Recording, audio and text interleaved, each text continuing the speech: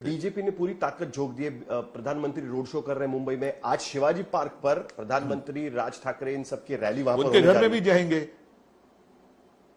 पक्का जाएंगे। लेकिन अब वो किसी को भी साथ नहीं ले रहे हैं उद्धव ठाकरे को खत्म करने के लिए।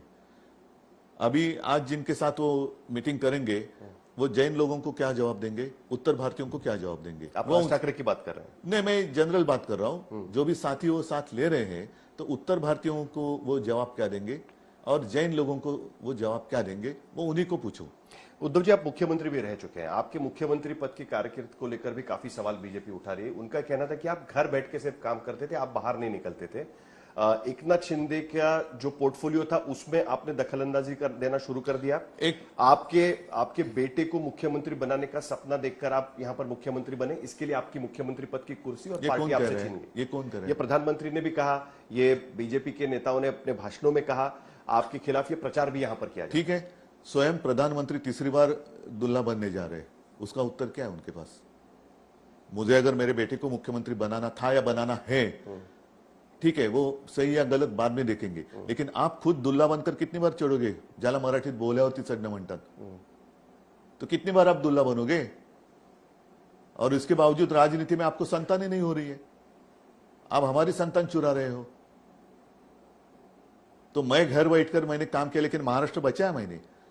जैसे प्रधानमंत्री जी कल रोए कि गंगा माँ ने बुलाया था इसलिए मैं आया, और अब लगता है कि गंगा माँ ने मुझे गोद लिया। लेकिन बीच में कोरोना के समय जब मैं घर बैठकर काम कर रहा था तो भी मैंने महाराष्ट्र को बचाया, क्योंकि महाराष्ट्र के लोगों ने मुझे सहयोग किया। और मैं महाराष्ट्र के लोगों को यह मैं कहना चाहता हूं, जो रिश्ता, भरोसे का रिश्ता, जो भी मैंने कही बात उन्होंने मानी।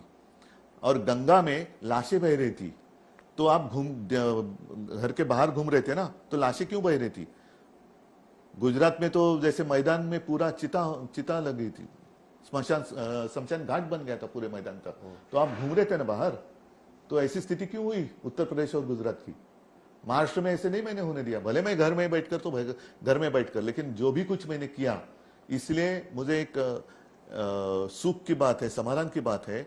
मुख्यमंत्री, प्रधानमंत्री आज तक कहीं आए, इसके बाद भी कहीं बहुत आएंगे, लेकिन मेरे महाराष्ट्र की जनता मुझे परिवार का अपना एक हिस्सा मानते हैं। लेकिन आप मिलते नहीं थे किसी से, आपके विधायकों से नहीं मिलते थे, मंत्रियों को शिकायत थी कि आप नहीं मिलते। ये भी तो बात थी, उसी को लेकर तो सवाल उठाए जाते हैं। अब ये जो जाकर रोजाना मोदी जी के अगल बगल में बैठते हैं, उनको मैं नहीं मिलता था। अमित शाह के गोद में बैठते हैं, उनके कंधे पर चढ़ते हैं जो गद्दार गए हैं। कभी कभी पता ही नहीं चलता, जो दाढ़ी वाले गए उनको पता नहीं चल रहा है कि खुद की दाढ़ी खुजा रहे कि बाजू वाले की दाढ़ी खुजा रहे। इतने करीबी हैं। आप आपने जो काम किया उससे संतुष्ट है? आपने 2-2.5 जहां साल काम तक किया। मैं मानता हूं, मैंने काम किया हुआ खराब किया होता तो लोग मुझे स्वीकारते नहीं। जहां भी मैं जाता हूं लोग मेरे करीब आते हैं, और यही एक कारण है मुसलमान हमारे साथ आने के लिए, क्योंकि मैंने उसमें भेद नहीं किया। धारावी मॉडल जिसकी सराहना विश्व में हुई, क्या उसमें हिंदू, मुस्लिम, सिख, ईसाई मैंने नहीं देखा? मालेगांव में नहीं देखा? हर जगह मैंने मेरा कर्तव्य निभाया और मैंने अलग कुछ नहीं किया। जितना मैं कर सकता था मैंने किया, मेरी जिम्मेदारी थी वो मैंने निभाई। क्या आपको लगता है कि जो ठाकरे परिवार जिसके लिए जाना जाता है कि रिमोट कंट्रोल से सरकार चलाइए, कुछ गड़बड़ हो गई कि आप खुद उस कुर्सी पर जाकर बैठ के हाइंडसाइट में, जब इसके बारे में भी मैंने कई बार बात कही है। आपको लगता है कि अगर आप बाहर रहकर काम करते तो ज्यादा बेहतर? मुझे ऐसे लगता है कि ये सारे सवाल जवाब हुए हैं।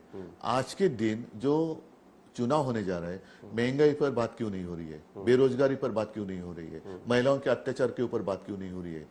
जीएसटी का जो सब टैक्स टेररिज्म है उसके ऊपर बात क्यों नहीं हो रही है? बहुत ज्यादा कलेक्शन हो रहा है जीएसटी का, ऐसा उनका कहना है।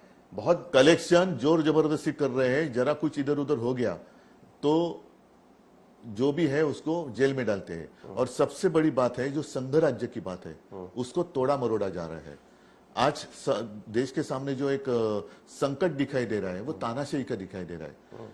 अगर आप घटना पढ़े, मैंने फेडरलिज्म को तोड़ने की कोशिश की जा रही है, ऐसा आपको लगता है? बिल्कुल तोड़ रहे हैं। और अगर आप घटना पढ़े, खैर मैंने तो घटना पूरी पढ़ी नहीं है, मैं खुलकर बताता हूं, लेकिन जितनी मैंने समझने की कोशिश की है तो उसमें लिखा हुआ है कि सिर्फ जैसे आपातकाल हो या एक्सटर्नल अफेयर्स, उसी में केंद्र शासन दखलंदाजी कर सकता है, इमरजेंसी। अदरवाइज केंद्र और राज्य सरकार के अधिकार समान है।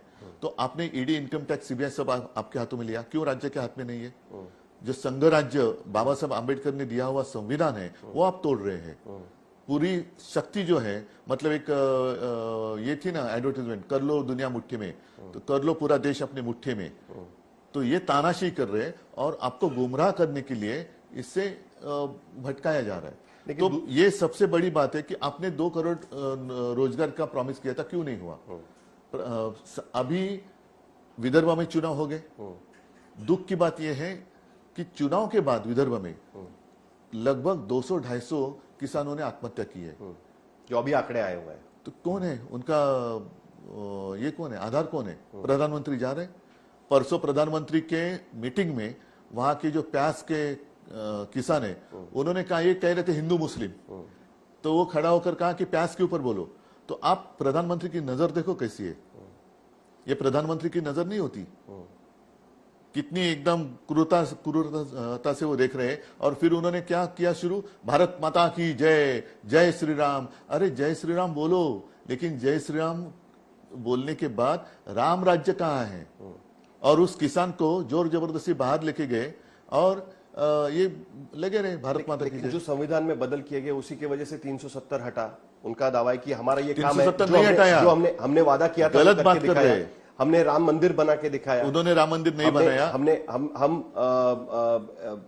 जो आपकी मांग थी कि यूनिफाइड सिविल कोड होना चाहिए, कई बार ये कहते थे, उसके बारे में हमने बातचीत करना शुरू कर दिया। उस पर हमारा काम चल रहा है। जो आप ही का एजेंडा हम कर रहे हैं। बड़ी अच्छी बात है जो भी उन्होंने किया, उसकी तो मैं सराहना करूंगा। लेकिन 370 कलम उन्होंने हटाया क्या? आप जाकर किसी वकील को पूछो, किसी भी वकील को पूछो, उन्होंने क्या किया है। 370 हटाने के लिए जो प्रोसीजर है, एक तो असेंबली नहीं थी, तो असेंबली से वो आना चाहिए। ठीक, आधी अधूरी बात कर कर लोगों को फंसाया जा रहा है। 370 कलम हटाने के लिए हमने सपोर्ट किया, हटाने के बाद मैंने अभिनंदन भी किया, लेकिन अब सच्चाई सामने आ गई। उन्होंने वो होल्ड किया।